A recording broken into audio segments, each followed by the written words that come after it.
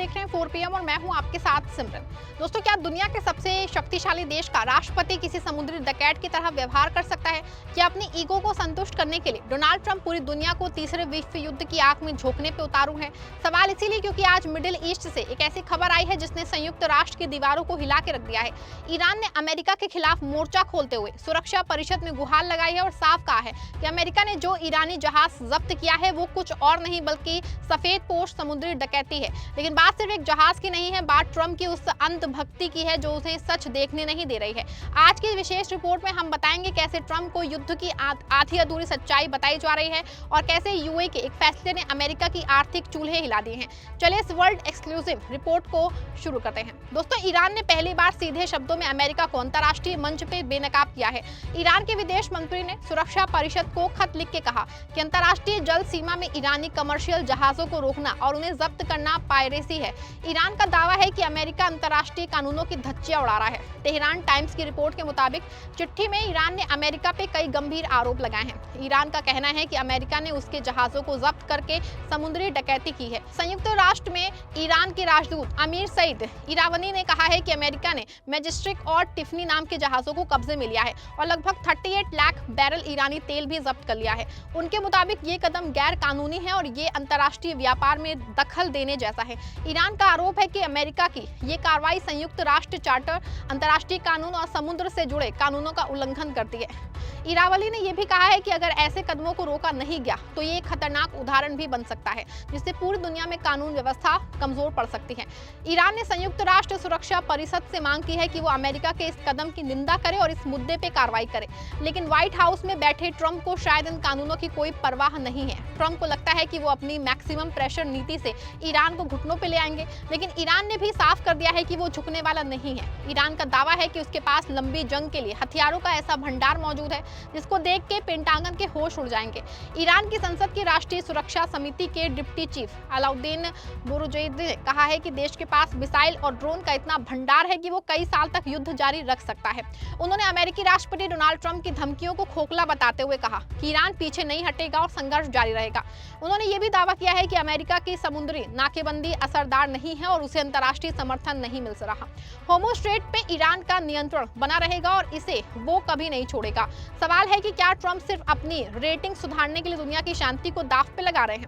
दुनिया भर की खुफिया रिपोर्ट्स में ये चौंकाने वाला दावा किया जा रहा है। खबर है कि ट्रंप के सलाहकार और उनकी वॉर कैबिनेट उन्हें ईरान युद्ध की पूरी सच्चाई नहीं बता रही है। ट्रंप को ये बताया जा रहा है कि ईरान कमजोर है और एक हफ्ते में सरेंडर कर देगा, जबकि जमीनी हकीकत ये है कि ईरान ने अपने अंडरग्राउंड मिसाइल सिटीज को एक्टिव कर दिया है। दोस्तों, आज सत्ता की आंखों में आंखें डाल के पत्रकारिता करना मुश्किल हो गया है। हमारे 4 PM नेशनल यूट्यूब और फेसबुक चैनल को, जिसे आपका प्यार और विश्वास हमेशा से मिलता रहा है, उसे बंद करके सरकार ने ये साबित कर दिया है कि वो आपके सवालों से कितना डरती है। मुश्किल दौर है, लेकिन हम ना रुके थे और ना ही रुकेंगे। हम सच के लिए हमेशा लड़ते रहेंगे। ऐसे में 4 PM यूपी को ज्यादा से ज्यादा ज्वाइन करें और स्वतंत्र पत्रकारिता को जिंदा रखने के लिए जितना हो सके उतना हमारा आर्थिक सहयोग करें। आपके सहयोग से ये जंग हम जीत के रहेंगे। अटलांटिक मैगजीन की एक रिपोर्ट में ये बात सामने आई है कि इस जंग के 2 महीने पूरे हो चुके हैं। अमेरिकी अधिकारी जंग को लेकर अच्छी बातें कर रहे हैं।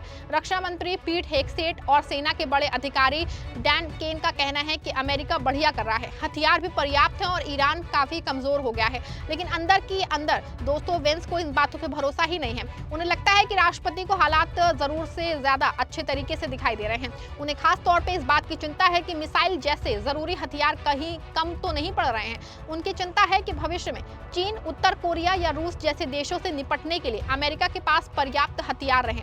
ऐसे में साफ है कि अगर दोबारा जंग शुरू हुई तो ये वियतनाम और अफगानिस्तान से भी भयावह साबित होगी। लेकिन ट्रंप, जिन्हें सिर्फ हेडलाइन से प्यार है, वो उन जनरलों की बातों में आ गए हैं जो हथियार की फैक्ट्रियां चलाने वालों के इशारों पर नाच रहे हैं।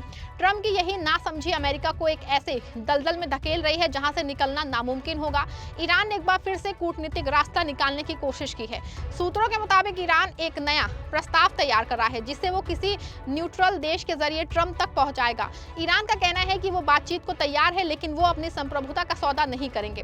ईरान चाहता है कि अमेरिका पहले नाकेबंदी हटाए और जब्त किए गए जहाजों को वापस करे, लेकिन ट्रंप का मिजाज ऐसा है कि वो बराबरी पे बात करना अपनी हार समझते हैं। वो चाहते हैं कि दुनिया उनके सामने गिड़गिड़ाए। ईरान का ये नया प्रस्ताव ट्रंप की परीक्षा होगा। क्या वो एक डील मेकर बनेंगे या दुनिया को तबाह करने वाले डिस्ट्रॉयर? इस पूरे ड्रामे के बीच सबसे बड़ी खबर यूएई से आई है। यूएई ने ओपेक से अलग होने का इशारा कर दिया है। यह अमेरिका के लिए किसी परमाणु बम से फटने जैसा है।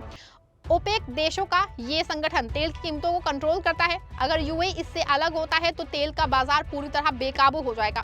अमेरिका के लिए तगड़ा झटका है, क्योंकि यूएई अब अपनी तेल नीति खुद तय करेगा और वो चीन या रूस के पाले में जा सकता है। ट्रंप की गलत विदेश नीति की वजह से अमेरिका के पुराने दोस्त भी अब उसका साथ छोड़ रहे हैं।